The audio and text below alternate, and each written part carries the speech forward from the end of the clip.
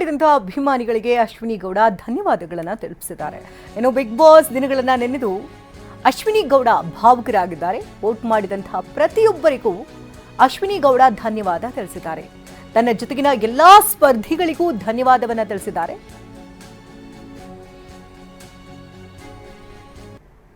Thank you so much. ನಾನೀಗ ನಿಮ್ಮ ಮುಂದೆ ಬಂದಿರೋದು ಇಷ್ಟು ಹೇಳೋದಕ್ಕಷ್ಟೇ. ನನ್ನನ್ನು ಬಿಗ್ ಬಾಸ್ ಮನೆಯಲ್ಲಿ ಇಷ್ಟು ದಿನ ವೋಟ್ ಮಾಡಿ ಸಪೋರ್ಟ್ ಮಾಡಿ ಇಷ್ಟು ಪ್ರೀತಿ ಕೊಟ್ಟು ನನ್ನ ಉಳಿಸ್ಕೊಂಡಿದ್ದೀರಾ ಅಂತಾದಾಗ ನಾನು ಹೇಗೆ ನಿಮಗೆ ಥ್ಯಾಂಕ್ಸ್ ಹೇಳದೆ ಹೋಗೋದಕ್ಕಾಗುತ್ತೆ. ನಿಮ್ಮೆಲ್ರಿಗೂ ಗೊತ್ತಿದೆ ಫಿನಾಲೆ ಒತ್ತಡ ಅಷ್ಟೇ ಇತ್ತು ಅಂತ. ಹಾಗಾಗಿ ಫಿನಾಲೆ ಮುಗಿದ ತಕ್ಷಣ ನನ್ನ ಕುಟುಂಬದ ಜೊತೆ ಸೇರ್ಕೋಬೇಕು ಅಂತ ಒಂದಷ್ಟು ಕಾಲ ಕಳಿಬೇಕು ಅಂತ ನಾನು ಹೊರಟೋದೆ.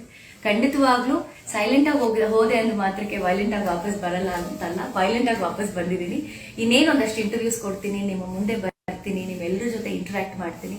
ಬಟ್ ಬಿಫೋರ್ ದ್ಯಾಟ್ ನನ್ನನ್ನು ಬಿಗ್ ಬಾಸ್ ಮನೆಯಲ್ಲಿ ವೋಟ್ ಮಾಡಿ ಉಳಿಸ್ಕೊಂಡಂತಹ ಪ್ರತಿಯೊಬ್ಬರಿಗೂ ಕೂಡ ನಾನು ಇಲ್ಲಿಂದಾನೆ ಥ್ಯಾಂಕ್ಸ್ ಅಂತ ಹೇಳೋಕೆ ಇಷ್ಟಪಡ್ತೀನಿ.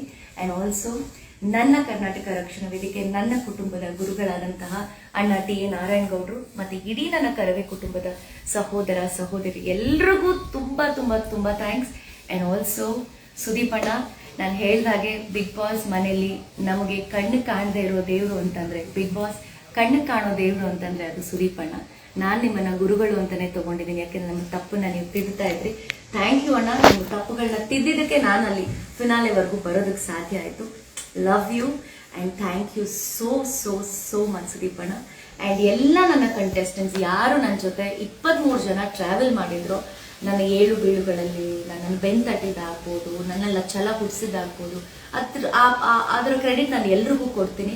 ಸೊ ನಾನು ಫಿನಾಲೆವರೆಗೂ ಬಂದೆ ಅಂತಂದರೆ ಆ ಕ್ರೆಡಿಟ್ ನಾನು ನಿಮಗೆ ಕೊಡದೆ ಹೋದರೆ ಐ ಥಿಂಕ್ ಖಂಡಿತ ನಾನು ಜಸ್ಟಿಸ್ ಮಾಡ್ದಂಗೆ ನನಗೆ ಅನಿಸಲ್ಲ.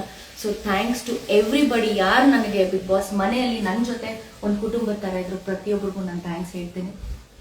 ಹಾಗೆ ಎಸ್, ನನ್ನನ್ನು ಬಿಗ್ ಬಾಸ್ ಮನೆಯಲ್ಲಿ ನಾನು ಮಾಡ್ತಾ ಇದ್ದಂಥ ಪ್ರತಿಯೊಂದು ನನ್ನ ಮಾತಾಗ್ಬೋದು, ನನ್ನ ವಿಡಿಯೋಸ್ ಆಗ್ಬೋದು, ನಾನು ಏನೇ ಮಾಡಿದ್ರು ಒಂದು ಟಾಸ್ಕ್ ಆಗ್ಬೋದು, ನನ್ನನ್ನು ನಿಮ್ಮ ಹತ್ರಕ್ಕೆ ಅಷ್ಟೇ ಚಂದವಾಗಿ ನನ್ನ ವ್ಯಕ್ತಿತ್ವವನ್ನು ನಿಮ್ಮ ಹತ್ರ ಇಡ್ತಾ ಇದ್ದಿದ್ದು ರಿಲಯನ್ ಕ್ರಿಯೇಷನ್ಸ್ ಶ್ರೇಯಾ ಮತ್ತು ಮಹೇಂದರ್ ಅವ್ರಿಗೆ ನಾನು ಎಷ್ಟು ಥ್ಯಾಂಕ್ಸ್ ಹೇಳಿದ್ರು ಸಾಕಾಗಲ್ಲ.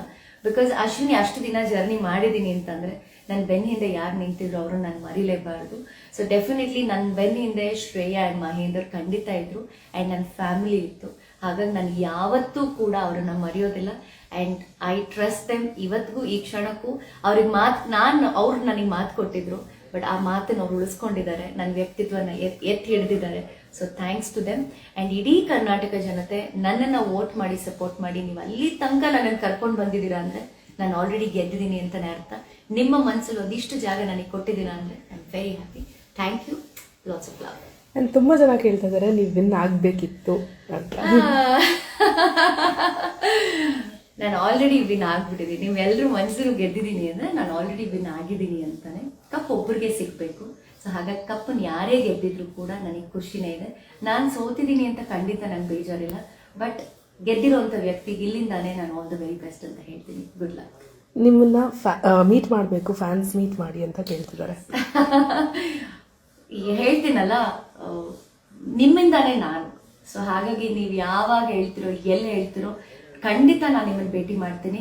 ಆದಷ್ಟು ಬೇಗ ಎಲ್ಲಾದರೂ ಒಂದು ಜಾಗನ ನಾವೆಲ್ಲರೂ ಆರ್ಗನೈಸ್ ಮಾಡಿ, ನಮ್ಮ ರಿಲಯನ್ ಕ್ರಿಯೇಷನ್ ಶ್ರೇಯಾ ಮಹೇಂದರ್ ಆರ್ಗನೈಸ್ ಮಾಡ್ತಾರೆ. ನಿಮಗೆ ಏನೇ ನನ್ನ ಜೊತೆ ಮಾತಾಡಬೇಕು ಅಂತಿದೆ, ಯಾಕೆಂದರೆ ಗೊತ್ತೋ ಗೊತ್ತಿಲ್ಲದೇನೋ ಅಥವಾ ನಮಗೆ ಕಣ್ಣು ಕಾಣದೆ ನೀವು ನಮಗೆ ವೋಟ್ ಮಾಡಲು ಉಳಿಸ್ಕೊಂಡಿದ್ದೀರ ಅಂತ ಆದಾಗ, ಅಷ್ಟು ದಿನ ನಾನು ಜರ್ನಿ ಮಾಡಿದ್ದೆ ಅಂದರೆ ನಿಮ್ಮ ಪಾತ್ರ ನಿಜವಾಗ್ಲೂ ಗ್ರೇಟ್.